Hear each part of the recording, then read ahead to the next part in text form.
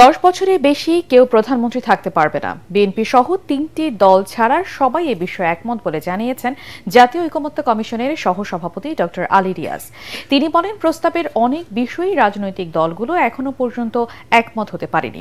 সবাই ছাড় দিলে দ্রুত জুলাই সনদ তৈরি করা সম্ভব বলে আশা প্রকাশ করেন তিনি। বিস্তারিত জানাচ্ছেন আদ্দিন সজীব। রাজনৈতিক দলগুলোর সঙ্গে দফায় দফায় বৈঠক করে ঐকমত্য কমিশন। উদ্দেশ্য রাষ্ট্র সংস্কার। প্রথম পর্বের অসমাপ্ত আলোচনা দ্বিতীয় পর্যায়ের পঞ্চম বৈঠকেও এক বিন্দুতে মিলতে পারেনি সবাই। ফরেন সার্ভিস একাডেমিতে বিরতি দিয়ে 5 ঘন্টার আলোচনা করে প্রায় 30টি রাজনৈতিক দল। প্রথম ধাপে বেশি গুরুত্ব পায় কোন ব্যক্তি প্রধানমন্ত্রী হিসেবে সর্বোচ্চ 10 বছর থাকার বিষয়টি। এতে বেশিরভাগ রাজনৈতিক দলই একমত হলেও বিএনপি সহ 3টি দলের ভিন্ন মত রয়েছে।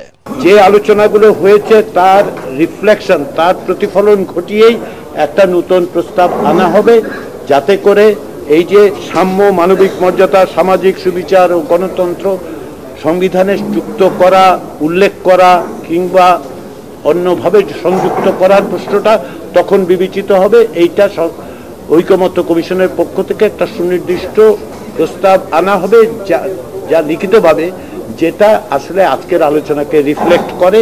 সেইভাবে আলোচনা অগ্রসর হয়েছে এবং টানা 7মবারের মতো বেস্ট টিস্যু পেপার ব্র্যান্ড হিসেবে স্বীকৃতি পেয়েছে বসুন্ধরা টিস্যু। বিএনপি বলছে, জীবদ্দশায় প্রধানমন্ত্রীর মেয়াদ নির্দিষ্ট করতে হলে জাতীয় সাংবিধানিক কাউন্সিল এবং উচ্চকক্ষের বিষয়টিও একই সাথে আলোচনা করতে হবে।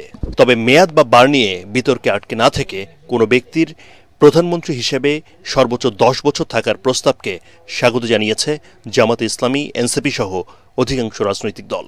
এছাড়া সংবিধানের মূলনীতি নিয়েও দীর্ঘ আলোচনা হয় বৈঠকে। এতেও মতপার্থক্য দূর হয়নি। ঐকমত্যের জন্য সব দলকে ন্যূনতম ছাড় দেওয়ার কথা বলেন বেশিরভাগ রাজনীতিক। আদ্দিন সজীব, এটিএন বাংলা, ঢাকা।